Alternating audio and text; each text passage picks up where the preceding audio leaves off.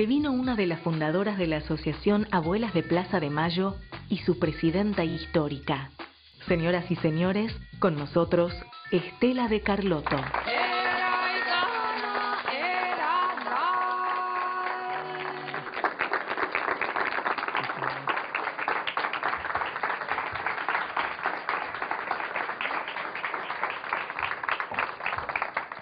Pocas veces un aplauso tiene tanto sentido. Muchas gracias, muy amable. Gracias a vos y gracias por todo, no por estar aquí, sino gracias por tu lucha, por tu vida y por tu sonrisa, que es algo verdaderamente especial. Es la mejor manera, creo, de dar lo que uno puede en una vida que cambió tanto, ¿no es cierto?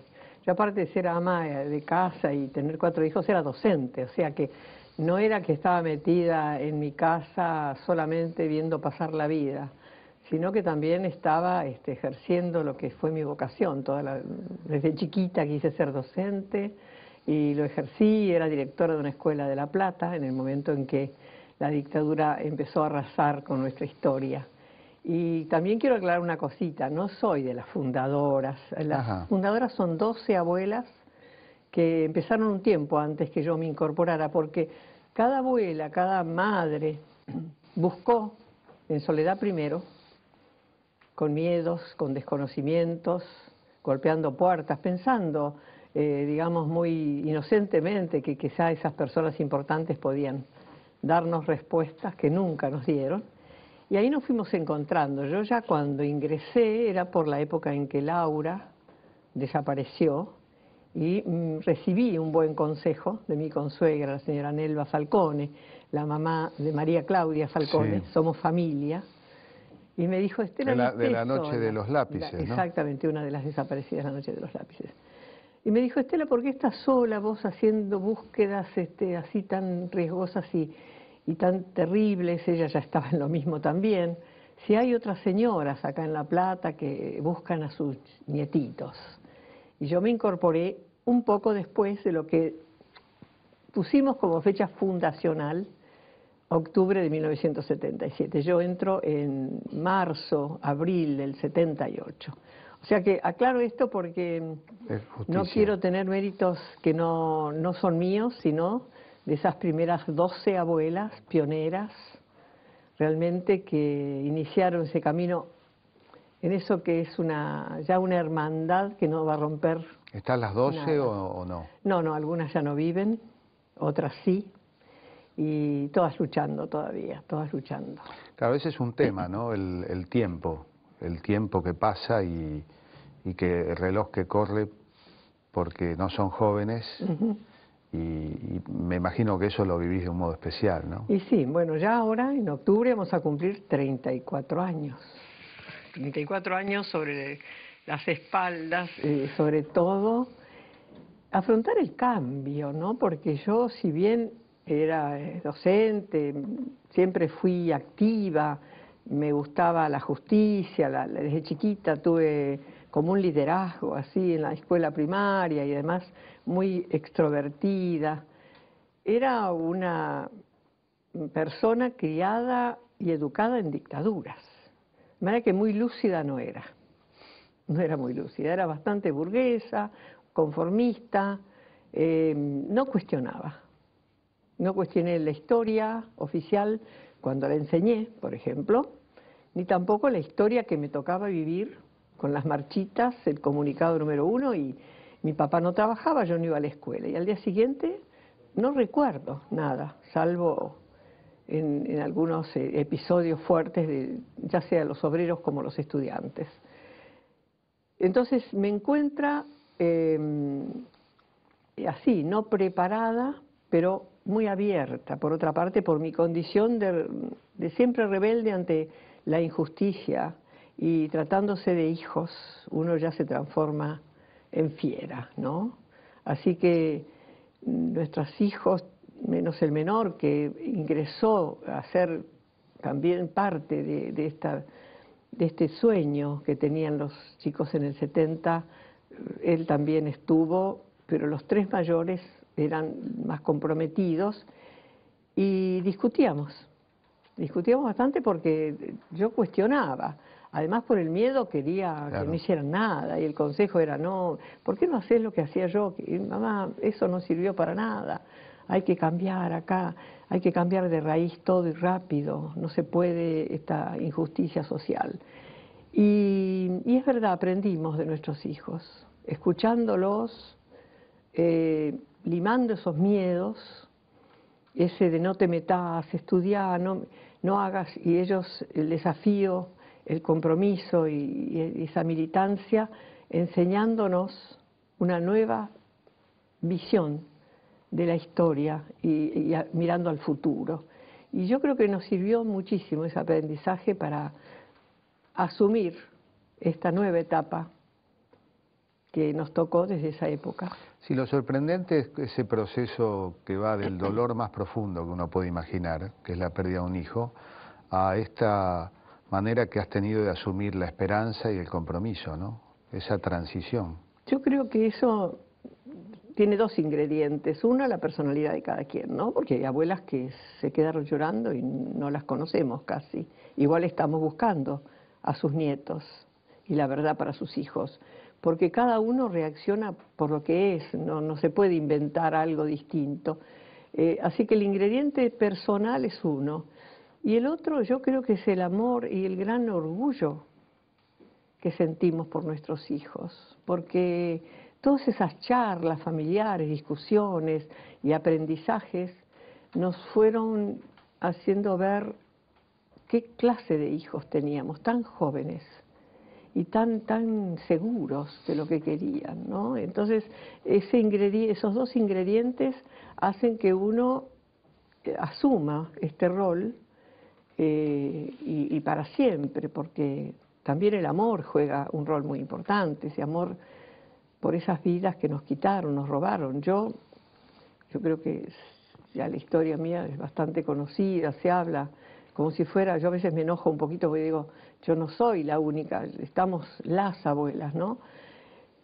Mi vida fue mirar qué podía hacer justamente para reparar, no solamente en mi caso particular, sino en el caso de todos, una lucha colectiva, porque yo el duelo lo pude hacer, ya que el día que la mataron a Laura, que la asesinaron, 2 meses después que nació su bebé en ese centro clandestino de detención La Cacha, a ella la asesinaron y me entregaron el cuerpo, una cosa... ¿Eso ayuda a elaborar el duelo un poco más? Ayuda porque primero buscar todavía con esa esperanza de la vida a un hijo que no volvió hace 34 años.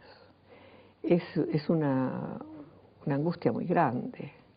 La angustia de la muerte también es muy grande, pero es como que se concreta algo, se ve algo, se procesa.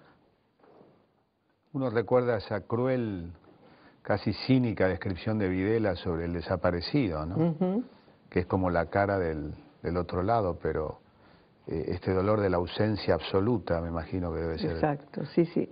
Hay otras abuelas que no han siquiera recuperado el cuerpo, abuelas y madres, por supuesto, la mayoría. La mayoría todavía está esperando saber, se ha formado hace muchos años y las abuelas somos parte de esa formación.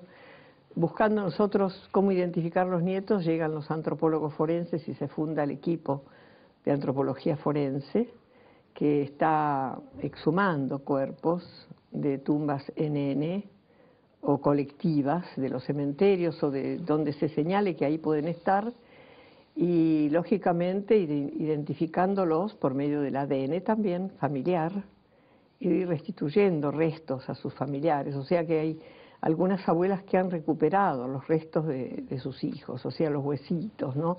Pero también yo he escuchado a una de las abuelas decir que cuando le dieron los restos abrazó y tocó esos huesos porque eran de su hijo y sintió que la historia estaba ahí, hasta ahí llegó y es lo que recibió y es lo que asimiló y sigue viniendo a ser parte de nuestra institución, aunque ya encontró su nieta desaparecida, y ya recuperó el cuerpo de su hijo, falta el de su nuera, ¿no? Estoy hablando del caso de Macarena Hellman, y ella es Berta Shuvarov, parte de nuestra comisión. Como ella hay otras abuelas que han recuperado, no los restos... ¿Cuántos son los nietos recuperados? 105 hasta ahora. Sí, ¿Cuántos se calculan que son los nietos desaparecidos? Y la estimación es alrededor de 500, o sea que faltan un poco menos de 400 todavía, que están, en algún lado están. Me imagino que como pocas personas te has puesto a pensar en el proceso que llevó a una crueldad semejante, ¿no? Yo creo que hay pocas cosas más crueles que matar a una madre reciente. El asesinato es cruel siempre, pero ¿cómo puede ser? ¿Cómo se explica? Bueno, la dictadura trajo un proyecto de eliminación física de todo aquel que era considerado enemigo, no interesaba la edad, de la condición social, nada.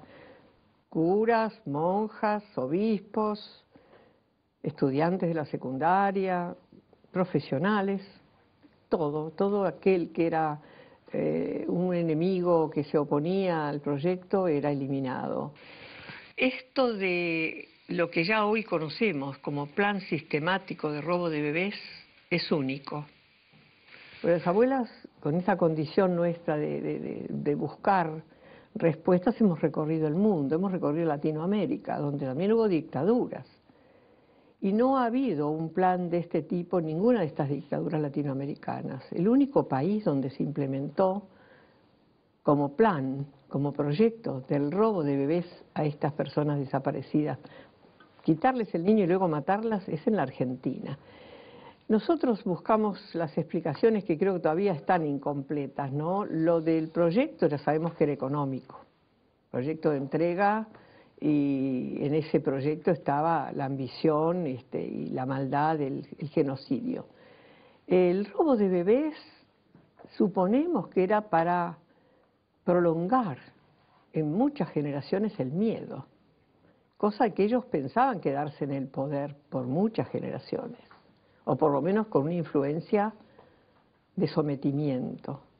Porque en un país donde hay 400 chicos, que son hombres y mujeres ahora, que no sabemos dónde están, hay miedos. Yo escucho ahora a veces gente que declara y tiene miedos. Estando en democracia y en el periodo más largo y con acciones claras del Estado de defender los derechos humanos, todavía hay miedos. Era el proyecto.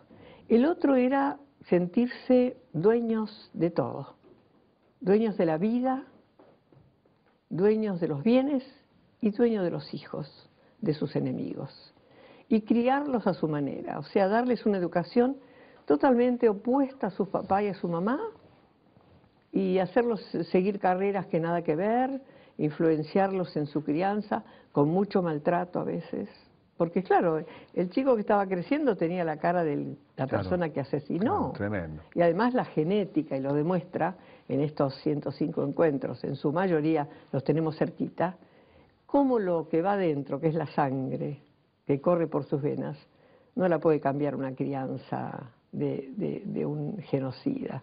Los chicos, cuando recuperan su identidad y son libres, cambian completamente y toman su verdadero camino. Estela, estamos transitando un camino de dolor, pero sobre todo de esperanza y de fuerza. Y nos acompañan alumnos de la Universidad de Avellaneda, de la carrera de Periodismo y Gestión Cultural, y de la Universidad de Buenos Aires, de la carrera de Comunicación. Así que en el último bloque ellos van a hacer preguntas. En el próximo seguimos hablando. Con mucho gusto.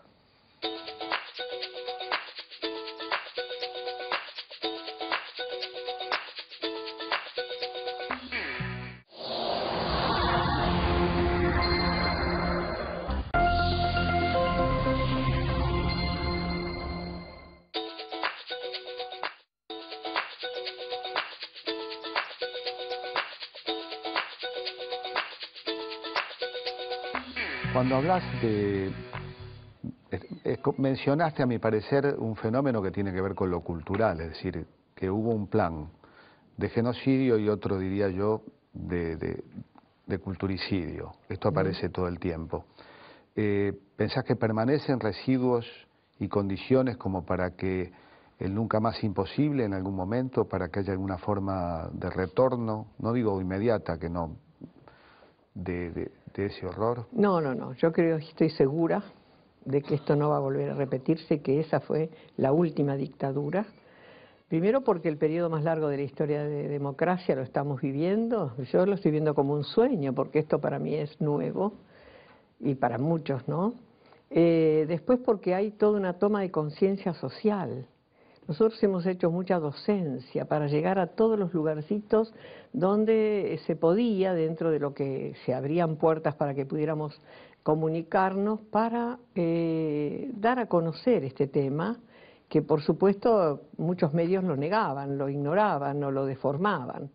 Así nace Teatro por la Identidad, Música por la Identidad, Deporte por la Identidad, Danza por la Identidad, Humor por la Identidad. O sea, tocamos muchos lugares y espacios que aún hoy son vigentes. Y salimos mucho a donde nos llamen, en cualquier provincia, en cualquier pueblito, ahí estamos, para conversar, no interesa con cuántos, porque esto es que se reproduce, que se comenta. Y en las escuelas secundarias, sobre todo, donde está esa semilla de 13, 14 años cuestionadora y preguntona, allí en la mesa de la casa se establece el diálogo con los papás, preguntándoles sobre esa historia, para que hablen, porque de eso no se hablaba. Hay una generación que quedó atrapada en eso, de esto no se habla. Las otras, las nuevas, están desafiando por su frescura, porque no están contaminados del miedo sus papás, de que de eso hay que hablar porque eso pasó, está vigente, porque todavía los genocidas, muchos están sueltos, porque falta juzgar a los civiles cómplices, y porque falta escribir la verdadera historia. La estamos escribiendo. Y cuando la historia se escribe y no se dejan hojas en blanco, no hay riesgos. No hay riesgos. Yo creo y estoy segura que no va a volver una etapa tan cruel como esta nunca más en la Argentina. Uno, sin embargo, ha detectado en la discusión política actual núcleos de resistencia que plantean el olvido, no mirar hacia atrás. Algunos otros recuerdan o reviven la teoría de los dos demonios, que tiene una subsidiaria más popular que es el Algo habrán hecho. ¿No detectás esos niveles de preexistencia todavía en la sociedad? Sí, pero muy minoritarios y muy condenados también por la ciudadanía esclarecida. Yo creo que ya nadie les cree. Entonces yo digo, si el que dice no hablemos más, el que dice algo habrán hecho, por algo será, el que habla de la teoría de los dos demonios puede tener dos condiciones: o ser muy ignorante, no haber leído nada, no haber tenido contacto con la realidad y su ignorancia lo hace pensar o repetir lo que escucha, o muy malintencionado. Entonces los que son cultos, los que son parte de una sociedad activa, que digan que hay que olvidar, o que hubo acá una guerra que no hubo, que hubo dos demonios que no hubo, son malintencionados, son gente mala. A mí me gustaría, peligrosa, diría, vos sabés que yo coincido, pero me gustaría que expliques por qué no hubo dos demonios. Este programa lo ve mucha gente, incluso fuera de la Argentina. Claro, porque la teoría de los dos demonios es para esas personas, es poner en un mismo equilibrio. Acá hubo una guerra entre el terrorismo y el Estado que vino a salvarnos, ¿no? Hubo una guerra. Entonces, en una guerra está el bueno y está el malo. Aparentemente habría triunfado el bueno, que es el terrorismo de Estado. Nada más falso que eso, porque acá no hubo una guerra. En la guerra siempre hay dos bandos preparados para la confrontación.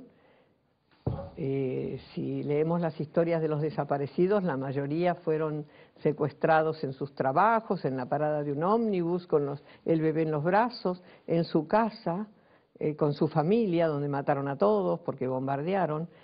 Hoy ya la historia escribe que hubo actos de incriminación a los militantes populares, como que eran ellos los que hacían el daño cuando lo hacían las Fuerzas Armadas y de Seguridad y civiles cómplices. O sea, ya está todo escrito, probado y en vías de juzgamiento de que acá no hubo dos demonios.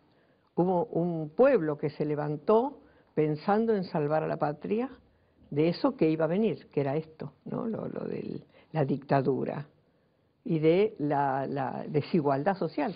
Mi hija hablaba de justicia social. Querían justicia social. ¿Era peronista? Ella era peronista, ella de la Juventud Universitaria Peronista, y después pasó a ser parte de la agrupación Montoneros. Y estaba en la parte prensa cuando fue secuestrada en Buenos Aires junto con su compañero. Tenían una imprenta en la casa. Eso es la historia que me cuentan los que compartieron el campo de concentración con ella, que bueno, hablaban entre ellos. O sea, hay que estudiar bien la historia y ver que qué demonio.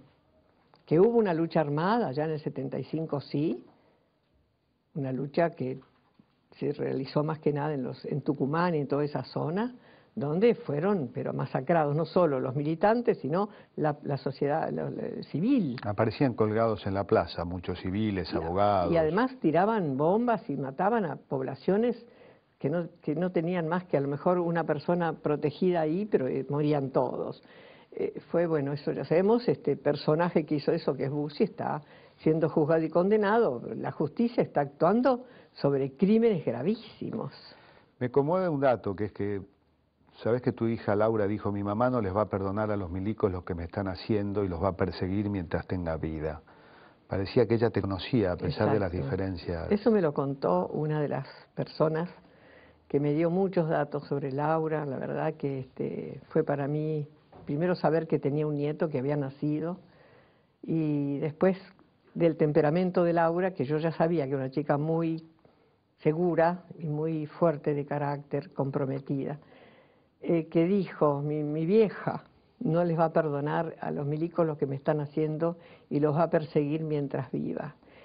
Y cuando me dice eso yo pensé, ¿cómo me conocía ella? Porque yo no era una mujer de perseguir a nadie, era una mujer de la casa, de la escuela, de esa sociedad platense, tranquila, nunca iba a una manifestación, si había que gremiarse, no, el gremio no, estábamos en otro mundo, totalmente idiotizados, porque fuimos la parte tonta de la historia, ¿no? Que no nos movilizamos allá en el 55, por ejemplo.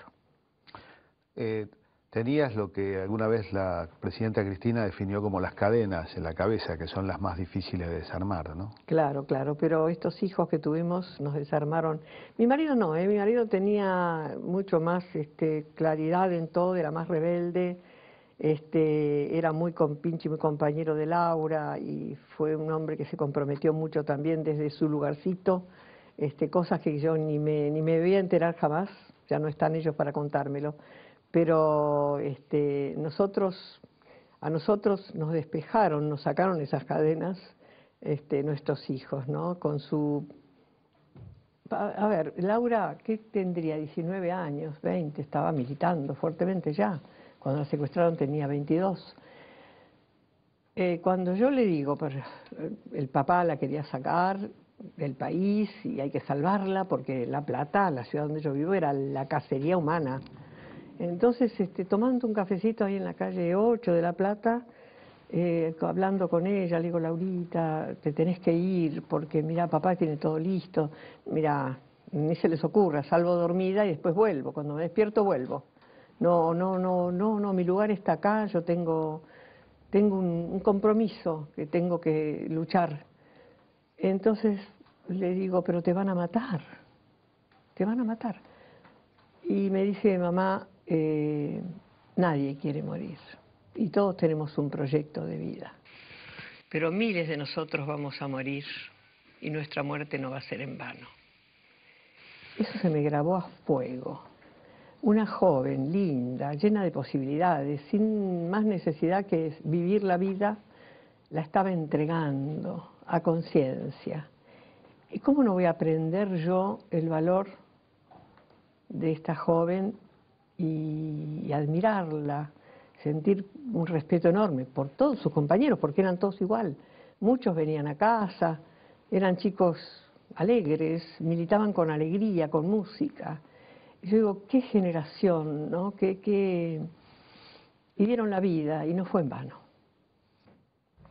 Me acuerdo en un aniversario de aquel bombardeo de mayo, del bombardeo de junio del 55, que vos hiciste un comentario, porque la violencia en la Argentina prácticamente tiene 2 siglos de historia. Creo en lo personal que vivimos el periodo menos violento de esa historia. Y ese bombardeo de junio te llevó a vos a reflexionar, porque vos eras joven cuando ocurrió. Para la gente que no sepa, en 16 de junio de 1955, fuerzas aéreas de la Marina y de la Aeronáutica bombardearon la Plaza de Mayo. Hay pocos ejemplos de una fuerza militar propia que ataque a sus propios ciudadanos intentando matar al presidente, generando entre 300 y 400 muertos, una cifra equivalente a la que tuvo Guernica, con la diferencia que en Guernica bombardearon a la ciudad vasca aviones alemanes e italianos. Claro. Sí, ese episodio, bueno, yo tenía 25 años, tenía a Laura en los brazos, siempre lo quiero graficar para que hoy sirva esto, que voy a decir que es mi mea culpa generacional, ¿no? Yo era antiperonista, gorila total. Discusiones con mi padre, que siendo radical toda la vida se hizo peronista porque era empleado y vio tantos beneficios, le conquistó el sistema y nosotros éramos con mi hermano mayor totalmente, como buenos estudiantes, rebeldes y discutidores y antiperonistas. La Plata también fue parte del escenario de muertes y de salir a la calle, y los bombardeos se veían en la Plaza Moreno, la más importante. Cuando ganaron la Libertadora. En septiembre hubo bombardeos en La Plata. En septiembre, claro. sí. Bueno, yo salí a la calle a festejar.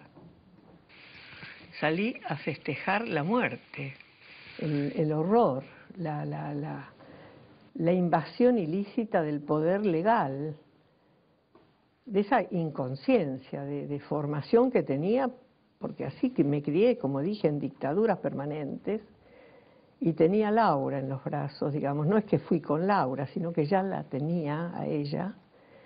Entonces yo le digo a la sociedad que todavía pone piedras a la democracia, que todavía insiste en que ojalá que vuelvan los militares y todo lo demás, esa inconsciencia cultural, de que si yo, en vez de haber salido a festejar, hubiese salido con los carteles junto con los familiares de esas casi 400 personas aniquiladas en la plaza y otras, las fusiladas, no hubiera habido un 76, ¿no? Un 24 de marzo del 76, y Laura estaría viva. Ahí es donde la impunidad y el olvido generan la reiteración, ¿no? Exactamente. Entonces, esa sociedad que nos enganchamos en esa antinomia que no debe existir.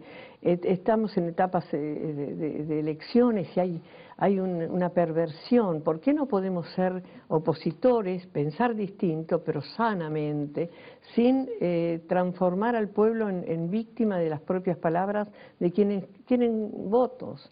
A ver, en ese momento lo mío no era votos, era mi crianza, mi obsesión de la antinomia, de creer todo lo que se decía de Eva y de Perón, de esas mentiras que hoy están claras como eran y que ya felizmente la historia está escrita bien, con las palabras justas, ¿no? Entonces, ese es mi mea culpa, pero primero porque lo siento y después porque quiero que se piense la responsabilidad social que tenemos en la historia de los ciudadanos del país. Desde la vuelta de la democracia, tu lucha ha convivido con distintos gobiernos. Ha habido distintas políticas oficiales. Me gustaría que hagas una breve recorrida por ellas, desde Alfonsín, pasando luego por el menemismo, de la Rúa y la aparición de este verdadero cambio en materia de derechos humanos que significó la presidencia de Néstor Kirchner y la continuidad de Cristina. Bueno, lógicamente el país entero festejó el advenimiento de la democracia en diciembre del 83. Estábamos todos en la Plaza de Mayo con nuestros carteles, los organismos de derechos humanos y la sociedad, sin interesarnos el partido al que pertenecía el presidente electo, porque era volver a la etapa constitucional y sostenerla. Y lógicamente la institución Abuelas decidió, lógicamente, cambiar de posición. No era lo mismo estar frente a una dictadura que ahora frente a un gobierno constitucional con el que queríamos tener diálogo. De hecho, lo iniciamos, tuvimos un diálogo, colaboramos en todo el proceso del juicio a los comandantes, en todo lo que contiene lo que fue la CONADEP en cuanto a nuestros testimonios, a ser parte de la contribución de que se escriba la historia. Bueno, desgraciadamente con el primer gobierno vinieron leyes de impunidad muy cuestionadas y aberrantes porque nos sometieron a convivir con los asesinos. Seguimos luchando ya sin perder nuestra presencia como institución de Abuelas, pensando al principio que íbamos a desaparecer porque el Estado se iba a hacer cargo y nosotros colaborar nada más. No, nos dimos cuenta que teníamos que seguir siendo parte activa. Y bueno, el segundo gobierno, Menem, también nos recibió, el indulto no, dijo yo voy a hacer lo que sea mejor para mi pueblo y dio el indulto. El diálogo con él también existió, conseguimos algunas cosas, tanto con Alfonsín, el Banco Nacional de Datos Genéticos, con Menem, la CONADI, la creación y fortificación de la Secretaría de Derechos Humanos, pero bueno, vinieron después etapas muy duras, muy negras, y los gobiernos que siguieron realmente, no tengo memoria, hemos hablado también, pero de la Rúa, los 5 presidentes, el otro que estuvo un año, nada más que... También hubo un diálogo, o sea, nunca cerramos las puertas del diálogo. Ahora, sorpresivamente viene un presidente con un apellido tan difícil y desconocido que la expectativa era seguir dialogando. No necesitamos pedir audiencia, nos convocó, y a partir de ahí se estableció un lazo de amistad de todos los organismos de derechos humanos con el doctor Kirchner, donde entramos a la Casa de Gobierno como si fuera nuestra, ya estamos totalmente involucradas, con Cristina también, por supuesto, y cada vez más, en el tema de ser atendidas, entendidas, darnos soluciones, ser consultadas, convocadas. Entonces a veces nos ven en la primera fila de los actos, que no es del tema de la dictadura, sino es que se van a entregar viviendas o se va a inaugurar un hospital y son todos derechos humanos también, y ahí estamos en primera fila. Entonces, ¿qué dicen los malintencionados? Ay, pero ustedes son kirchneristas, ustedes están... Nosotros estamos apoyando con todo el alma una gestión que está haciendo las cosas muy bien, que está resolviendo problemas esenciales del pueblo que gobiernan. Entonces, ¿cómo no vamos a estar participando? Si esa persona la votamos o la votaron para que esté allí y está haciendo las cosas bien, ¿qué vamos a hacer las enemigas permanentes del Estado? Casi como una continuidad, porque hay que estar... No, todo lo contrario. Y aplaudir todo lo bueno, si nos preguntan, dar opinión y sostener mucho esta democracia, porque falta todavía, falta bastante, ¿no? En el tema nuestro, 30.000 personas, ¿dónde están? La cárcel, el castigo para todos los responsables y también 400 nietos que son desaparecidos con vida, que están cerca, lejos. Yo no encontré mi nieto todavía, a lo mejor está cerca. Y no nos vemos, todavía no nos vemos. Eso te anima, ¿no? O sea, te anima tu vida, la esperanza de encontrarlo. Sí. ¿Cómo sabes que es nieto? Porque Laurita se contactó con sus compañeras después de tener su bebé en el campo de concentración, muchas de ellas fueron liberadas, y la primera noticia que tuve que era un varón fue en el año 1980 en Brasil, en San Pablo, cuando 2 abuelas fuimos a ver al Papa para entregarles nuestra carpeta con todos los casos, y encontramos exiliados que me contaron que había nacido el bebé, que era un varón. Y después tuve otros testimonios que aseveraron lo mismo. Y bueno, es un varón. No se llamará Guido, como ella le puso, tendrá otro nombre, pero adentro lleva a su papá y a su mamá. Tiene 33 años. 33, sí, sí, sí. Bueno, vamos a ir al próximo bloque con las preguntas que van a hacer los alumnos, que seguramente van a ser más interesantes que las mías, No, y por tus favor. respuestas igual de interesantes. Gracias.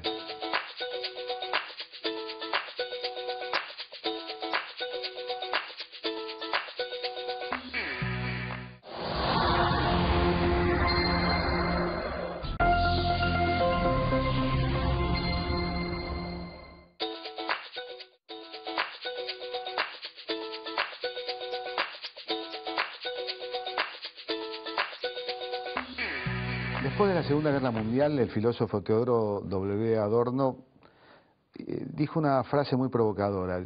Dice, después de Auschwitz no se puede escribir poesía. Entendía que había fracasado todos los ideales humanos, que era imposible. Era como un reconocimiento de una derrota moral tremenda. ¿Vos qué opinás de esa sentencia? ¿El arte puede ser ajeno al horror? No, el arte no es ajeno al horror, lo vive y lo manifiesta. En una poesía se puede manifestar el horror, el dolor, el llanto, pero eso no significa una derrota. Yo creo que después de algo así tan siniestro uno renace, se resucita, porque el espíritu de lucha es el que mantiene a uno en la permanente actividad resolviendo esas situaciones. Cuando a mí me ha pasado sufrir la muerte de mi hija, que me podría haber destruido y haberme ido a llorar eternamente, envejecido en 4 paredes. Todo lo contrario. Y eso es el Auschwitz mío, ¿no? Dije, tengo que luchar por ella, por sus compañeros y encontrarle su hijito, mi nieto.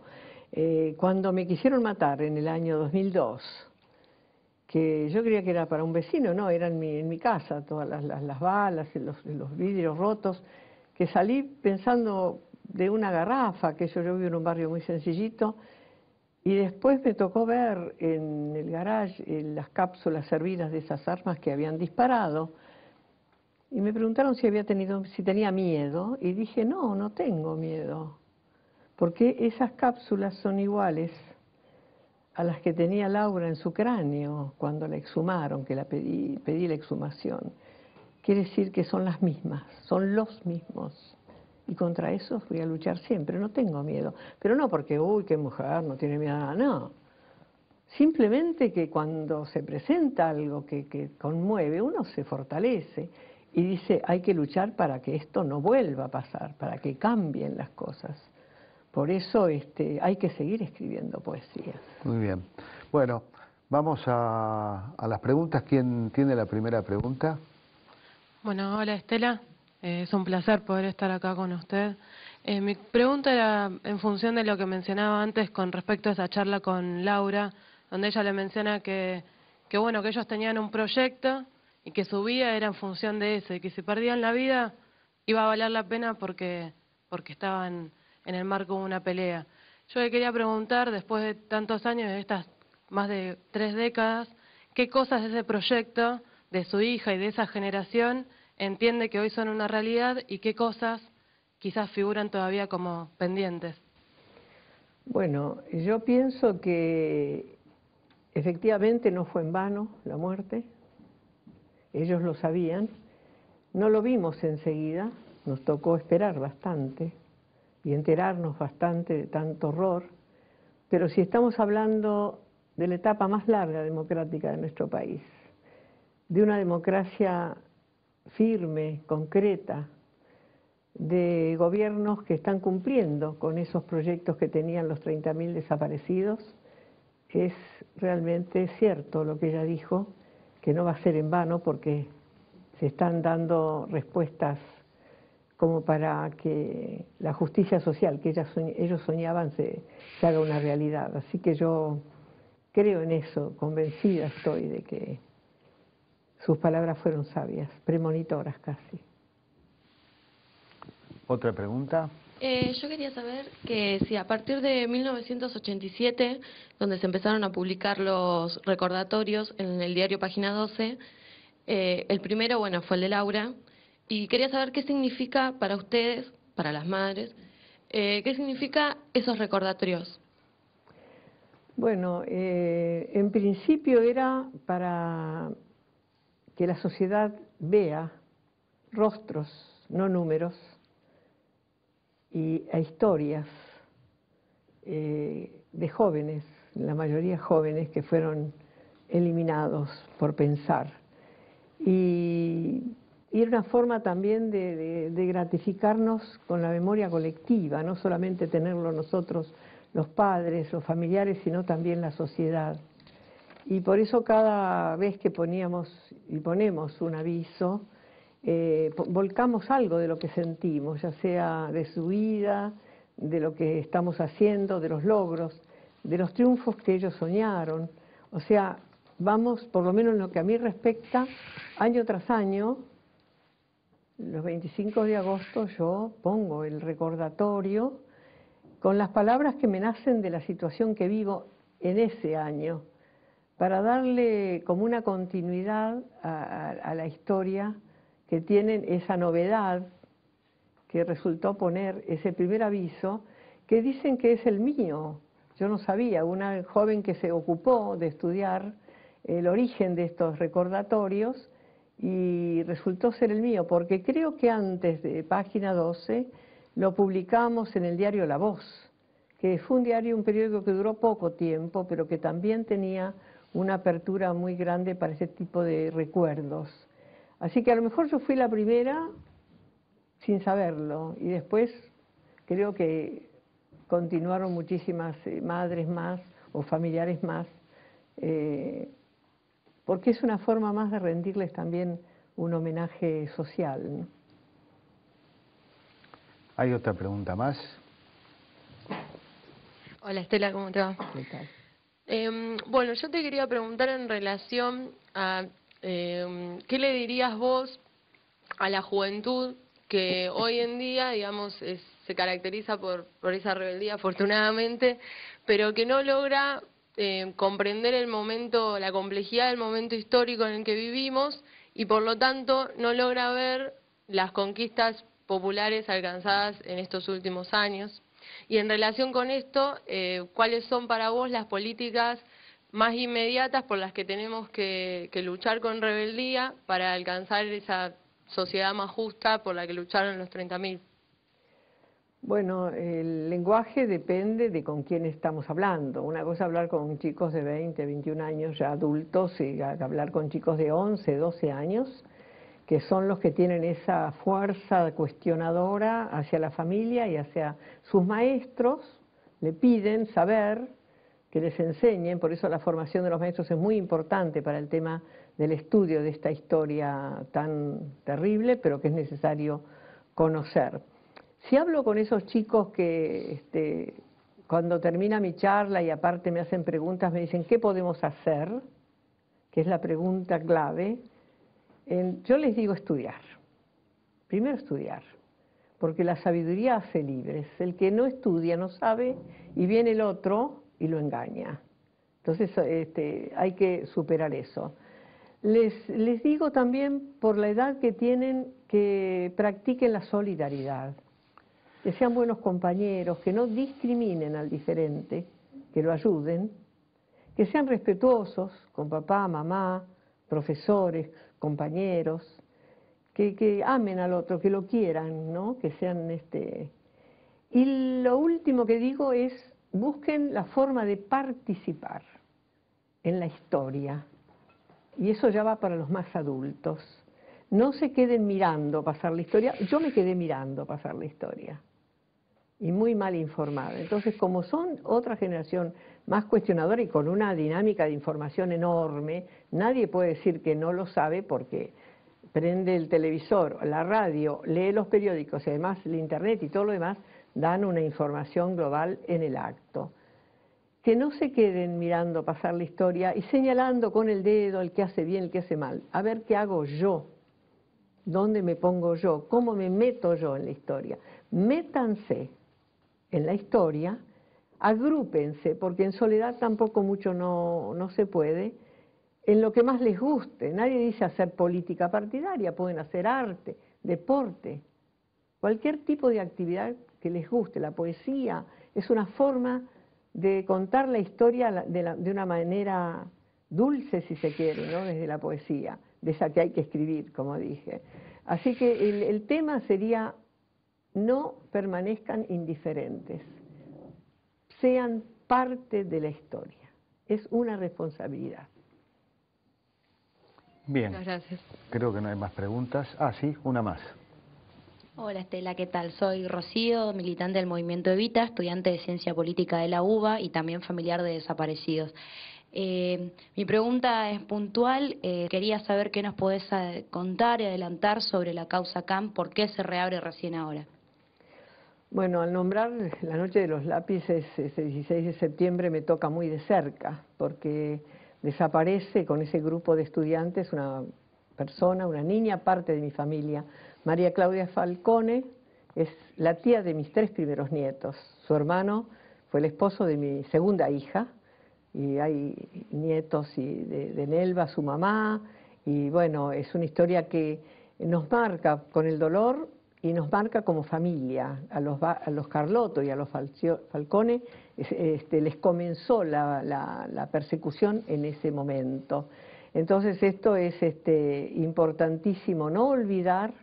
Creo que ya está en la memoria, sobre todo de los estudiantes, de estas personas que no volvieron, y hay 3 sobrevivientes que la cuentan y se sabe cómo ha sido. Y bueno, yo creo que después de la caída de la ley de punto final y obediencia debida, los juicios orales y públicos se hacen en muchas provincias de nuestro país, y en la Ciudad de La Plata sobremanera, porque la Ciudad de La Plata ha sido víctima de la desaparición de estudiantes, de obreros, de profesores, de chicos de las bases de la iglesia, y ahí hay mucho que esclarecer. Camps sabemos que fue jefe de la policía en el momento de la dictadura, fue un carnicero realmente, y ya está condenado. Checolatz, que fue parte de este hombre, él ya no vive, pero hay que juzgarlo igual, porque esos crímenes deben saberse. Hace bien reconocer la maldad que ejercieron. Él fue uno de los que dijo a la prensa extranjera española, creyendo de que no iba a trascender para acá, cuando le preguntaron por qué secuestraron niños. Y él dijo, era jefe de policía, que personalmente había mandado eliminar a miles de subversivos, entre comillas, pero que nunca había matado a un niño, que les había buscado otras familias para que los criaran diferentes que sus padres, porque si los criábamos las abuelas, los íbamos a hacer subversivos como sus papás. O sea que es un ser abominable, y creemos que en estos juicios, que se devela la verdad, también aflora la letra para esta historia que hay que ir escribiendo. Así que estos juicios siempre son muy bienvenidos, y por supuesto cada vez que me convocan para testimoniar, ahí estoy. Bueno, seguramente hay más preguntas, pero lo que no hay es más tiempo. La verdad, Estela, gracias, No, insisto, por nada. no por hoy, sino por siempre. Y que bueno, que haya, si sirve, que la mirada del Nobel también alcance las luchas de las madres. Ojalá. Muchas gracias. Un aplauso, pido.